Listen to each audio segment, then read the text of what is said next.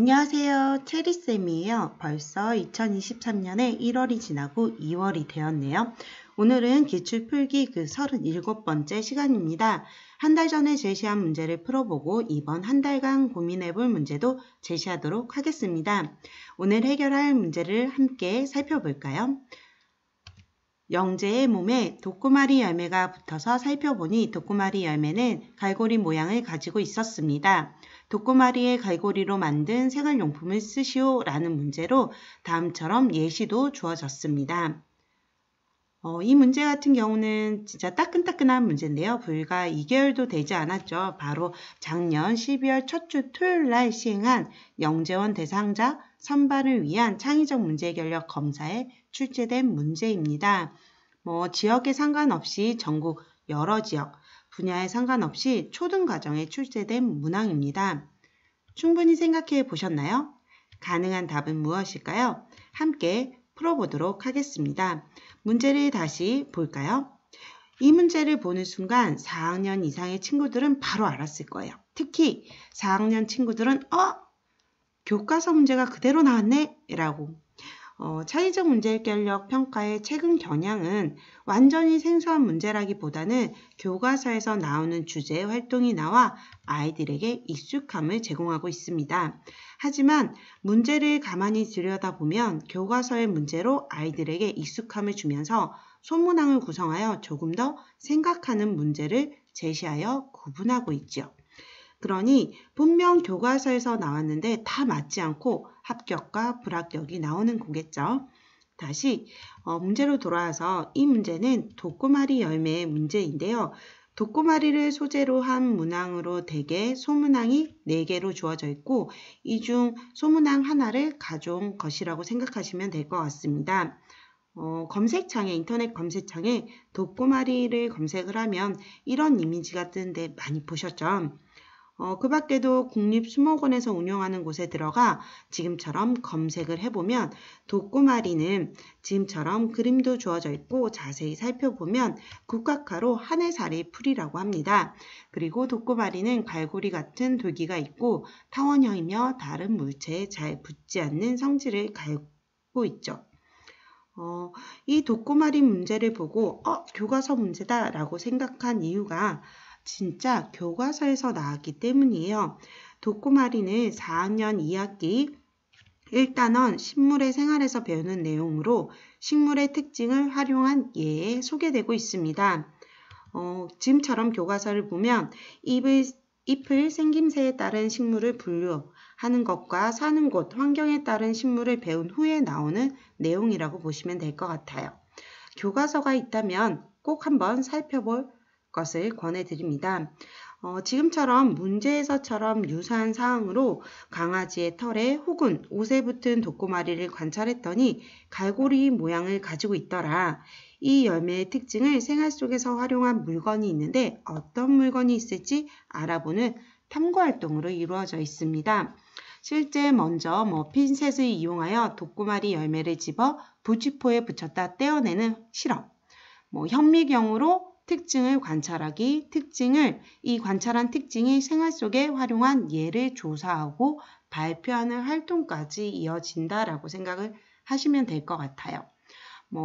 지금과 같은 유사한 사항으로 생체 모방 기술이라는 게 있는데 생체 모방 기술이라는 단어를 들어보셨을 거라 생각해요.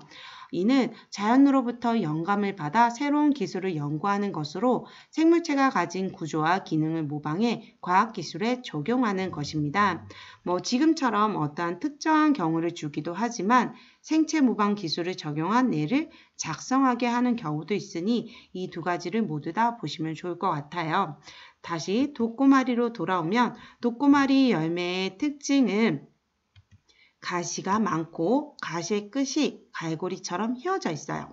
그리고 몸통은 갈색을 띠는 길쭉한 공 모양이고 뾰족한 가시로 둘러싸고 있습니다. 이를 활용한 것으로 가장 흔히 많이 아는 것이 찍찍이.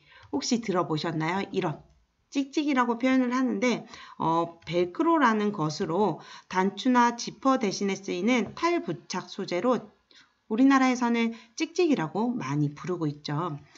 천에 붙으면 잘 떨어지지 않는 특징을 활용하여 찍찍이 테이프를 만들고 있어요.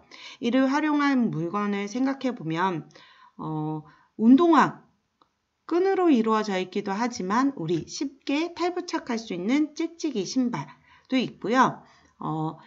캐치볼 혹시 아나요? 찍찍이 캐치볼 이렇게 짝짝 붙는 그러한 볼에도 활용을 하고 있고 혹은 운동할 때 착용하는 장갑 쉽게 골프 장갑 같은 것들에서도 이러한 벨크로를 활용하고 있습니다. 그 밖에도 도꾸마리 열매가 활용하는 데는 낚시 바늘의 미닐 부분이라고 하는 곳이 있는데요. 그림처럼 미닐과 같이 역으로 생긴 거스러미가 있는 것으로 물면 잘 빠지지가 않죠. 벨크로는 이런 미닐의 형태가 2개 이상 있는 것이라고 생각을 하면 돼요.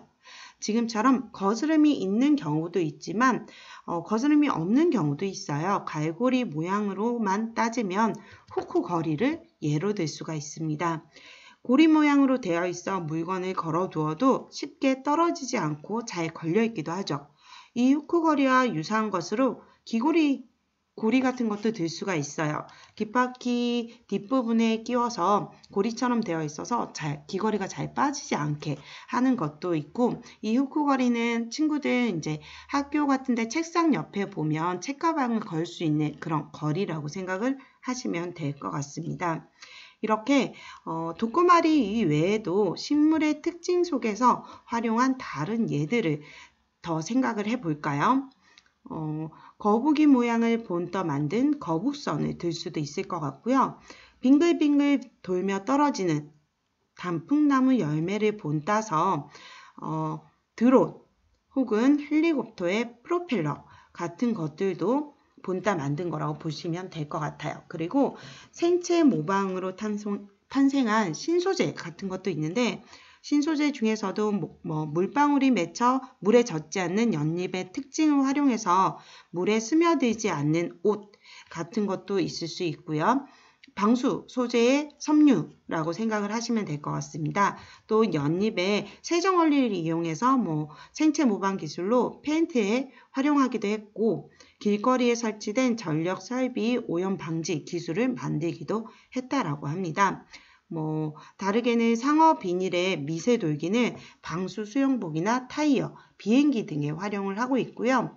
강도가 굉장히 높은 전복 아시죠? 전복의 껍데기는 탱크의 외피 소재로도 활용을 하고 있고 빛반사가 없는 나방의 눈 같은 경우는 반사 반지 필름의 기술이 활용되기도 하였습니다.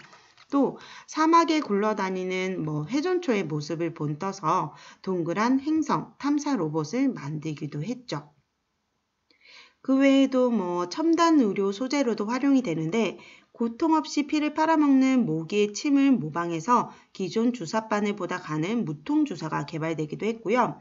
독사의 독특한 이빨 구조를 이용해서 반창고처럼 붙여 투약할 수 있는 약물 패치도 개발되기도 하였습니다. 그 밖에도 어떤 것이 있는지 그 원리도 꼭 함께 찾아볼 것을 권해드립니다. 마지막으로 다음 시간까지 생각해볼 문제를 제시하도록 하겠습니다. 아래 문제의 답을 생각해보세요.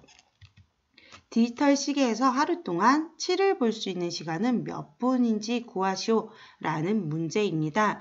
다음 영상까지 열심히 풀어보고 답은 다음 달 1일에 공개됩니다.